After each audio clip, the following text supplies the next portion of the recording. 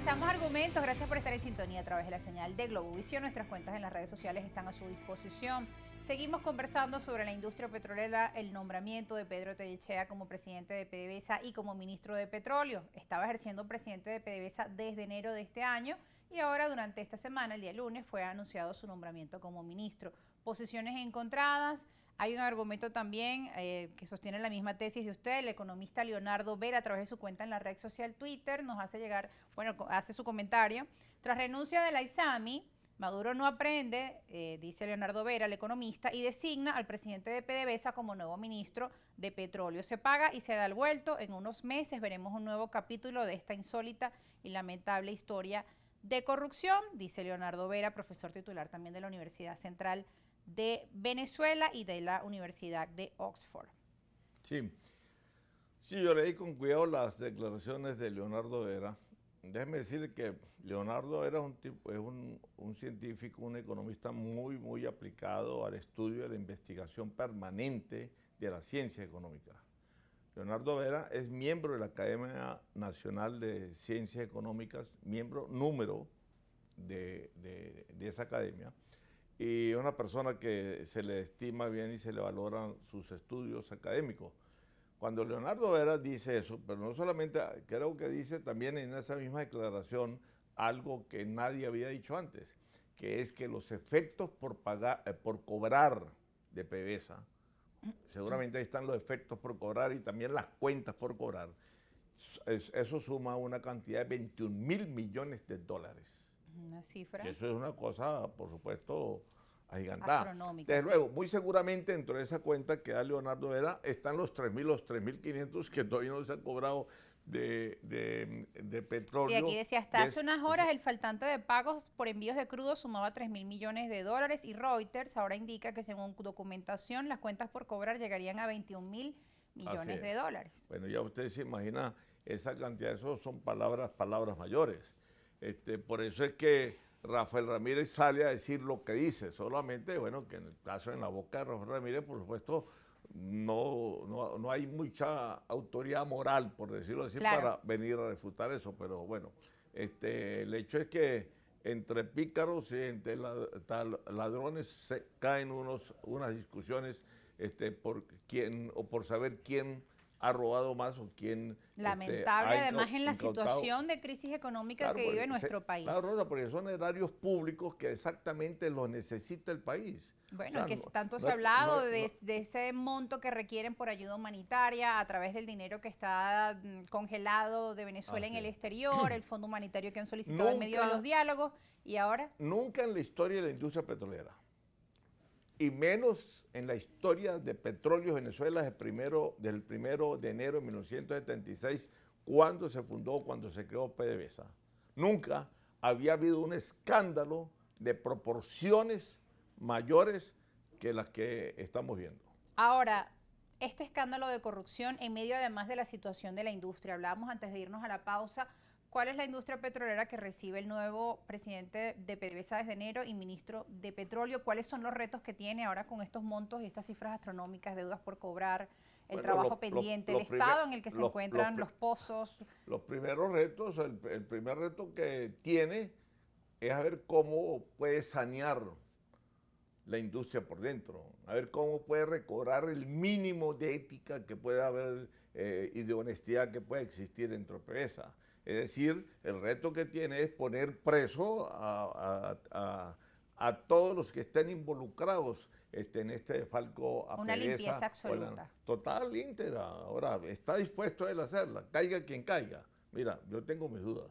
Yo creo que entre 1 o 2 meses ya vamos a olvidarnos de esto y ya no recordaremos ni siquiera los 21.000, ni siquiera los 3.000 millones que se están señalando. Bueno, ojalá que no sea así, a veces la memoria es corta. Claro, pero más allá de esa limpieza que debería operarlo, debería efectuarla el nuevo ministro y presidente de PDVSA, y que no caiga en la desviación que cayó Rafael Ramírez, que cayó Tarek El Aissami y demás, es que, por supuesto, trate de medio levantar en la medida en que pueda el nivel de producción petrolera venezolana, que sigue estancada, en 715.000, 710.000 barriles diarios, más los 85.000 o 90.000 que está aportando la empresa la empresa Chevron en el acuerdo que hay por la OFAC. Y bueno, ese aporte no está llegando ahorita a más de 90.000 barriles diarios. Y 710.000 que aporta PDVSA por esfuerzo propio es un total de 800.000 barriles. Y ahora esas conversaciones con Estados Unidos también se encuentran en estos momentos en un periodo de congelamiento. ¿Qué podría pasar? Además, sí, claro, porque recuerde que la flexibilización de la elasticidad que dio el gobierno norteamericano iba a ser evaluada o monitoreada mes a mes. Entonces el gobierno americano, más allá que uno no esté de acuerdo, por supuesto, con estas sanciones, pero el hecho es que están allí y el gobierno americano dijo, bueno, voy a monitorear eso mes a mes. Y de acuerdo a cómo el gobierno venezolano se comporte para el cumplimiento de lo que se acordó en México, bueno, yo voy flexibilizando más y qué sé yo. Pero parece que el gobierno venezolano solo quiere pedir de que le entreguen los 3.200 millones y pedir las 3, 4 cosas que ellos proponen en México, pero no dan nada a cambio de lo que se acordó en México. Y en medio de este escenario, ¿cuáles serían sus recomendaciones, profesor Quiroz? Bueno, imagínate. Pues son varios elementos que están ahí presentes. Así es. Dicen, bueno, un patricio tachirense, amigo mío ya fallecido, decía de que después de 60 años uno no debería dar recomendaciones ni sugerencias a nadie.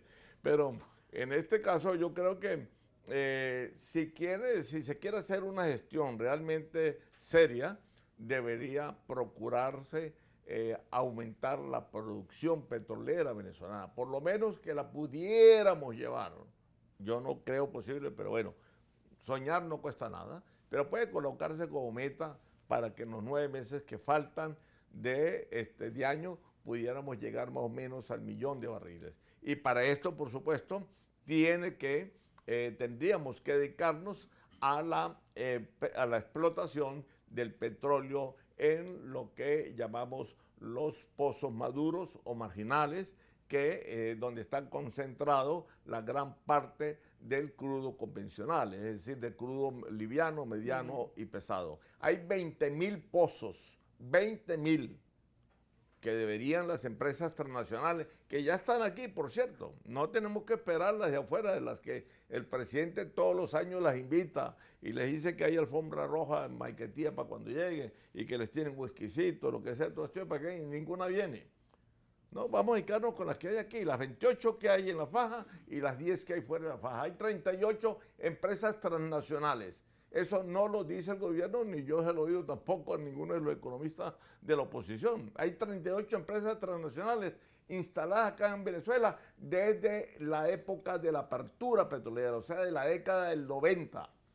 Lo que pasa es que están de brazos cruzados, no quieren invertir nada, ni $1 más, mientras que PDVSA, que es la contraparte o es el socio de la empresa mixta, no lo haga, porque ellas ya se cansaron de invertir a solas. Esa es la cuenta pendiente que PDVSA tiene con cada una de ellas. Y PDVSA tenía un gran reconocimiento internacional años atrás. Ahora favor, para recuperar esa confianza y poder recuperar a los inversionistas. Por eso fue que se fue Total con una deuda que tiene PDVSA con ellos de 1.200 millones. Equinor de Noruega igualmente se fue con 650 millones que le quedó debiendo PDVSA. La ConocoPhillips ni se diga, casi 8.000 millones de dólares.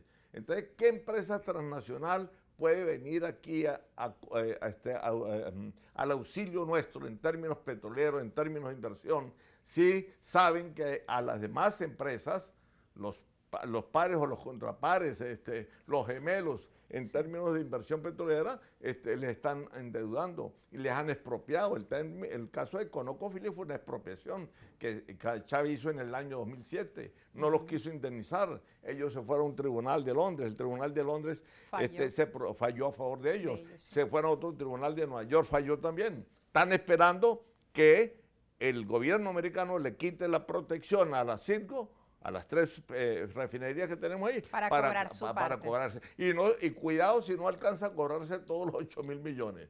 ¿Por qué? Porque le sirve Citgo, las 3 refinerías que tenemos, le sirve a la ConocoPhillips, le sirve como alter ego de Petróleo Venezuela y del gobierno venezolano. Bueno, entonces, son los elementos total que el nuevo presidente, el nuevo ministro y el nuevo presidente de PDVSA está, por así decirlo, enredado en un poco de barriles vacíos, sin crudo y con precios altos por lo demás. Ahora, las alianzas de Venezuela, por ejemplo, con Rusia, hace unos meses Tarek El Aissami informaba en su momento como ministro que se había reunido con el presidente de Rosneft y que iban a avanzar nuevamente con cooperación energética, nuevos acuerdos, que iban a avanzar a un nuevo nivel las relaciones entre Venezuela y Rusia en materia energética. ¿Qué ocurre con estas alianzas? Allí no se hizo, yo leí eso, por supuesto, pero allí no se hizo referencia a los 565 millones que le debe Petróleo Venezuela a Rosneft, a Venezuela.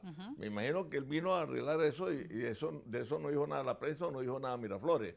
Pero desde luego que Rosneft tiene eso allí pendiente, pero no solamente Rosneft, hay otras empresas rusas que están en la misma situación. Ahora, ellas le pelearon, y Rusia directamente, el mercado asiático, ahora con el problema de las sanciones de ellos, pues le pelearon y le ganaron el mercado venezolano en Asia. Es decir, que capturaron la demanda petrolera que tiene China, la de la India, también Corea del Sur, Singapur, varios países que tenían una demanda permanente de petróleo y que se están nutriendo el petróleo venezolano. Bueno, allí entró a discutir o a pelear, por decirlo así, Rusia, con lo cual se demuestra, por supuesto, que los países, más que alianzas políticas, se cubren y defienden son sus intereses, ¿no? Y Rusia le ganó porque dio descuento hasta de $46 el barril y a Rusia no le importaba darlo, por eso le ganó a Venezuela, que estaba dando 26, 27, hasta 30, pero no solamente eso, sino que el petróleo ruso es mucho de mayor calidad que el venezolano, es un petróleo que no hay que trabajarlo porque es un petróleo liviano, estamos hablando de 37, 38 y 39 grados API. Entonces, y lo mismo está pasando. Su mayoría es y lo mismo está pasando con Irán. Irán está vendiendo petróleo ahorita en Asia. Claro, entonces sacaron a Venezuela allí porque, bueno, entonces. Aunque geoestratégicamente éramos el mercado más idóneo para Estados Las Unidos. circunstancias de PDVSA interna, ¿verdad? Además de la deuda que tiene, PDVSA tiene una deuda que aquí hay que recordarlo y decirlo con mucha responsabilidad. Sobrepasa los 86.000 millones de dólares. Deuda consolidada, ojo, pero aún así, 86.000 millones de dólares. Así que este nuevo presidente, además va a estar enredado en varios barriles, va a estar enredado en varios cargos, pero recibe una PDVSA en el peor de los mundos, ¿no? Además, encontrar ese dinero, ¿dónde está ese monto perdido por corrupción? Sí, porque es que nos agarró precisamente, como decimos en los Andes, nos agarró el catarro sin pañuelo, o nos agarró el páramo sin cobija, y entonces, bueno, aguantar frío es lo que corresponde, ¿no? Muy de los Andes, del Táchira pero, donde usted viene. Pero vale recordar, por cierto, de que el frío no está en las cobijas, ¿no?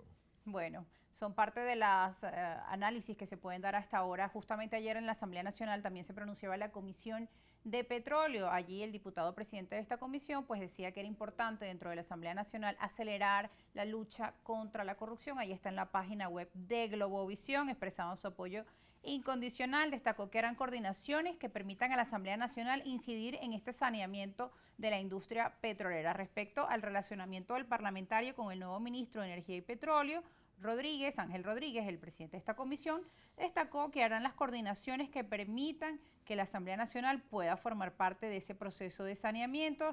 Señaló que era sumamente importante que la Asamblea asuma su acción contralora a través de comisiones en todas las instancias necesarias en función de minimizar y de ayudar al Ejecutivo Nacional y a la industria petrolera que no ocurran hechos de corrupción de estas magnitudes. Bueno, ahí estaba la comisión de la Asamblea Nacional. Ojalá sea posible tanta melodía y tanta poesía, ¿no?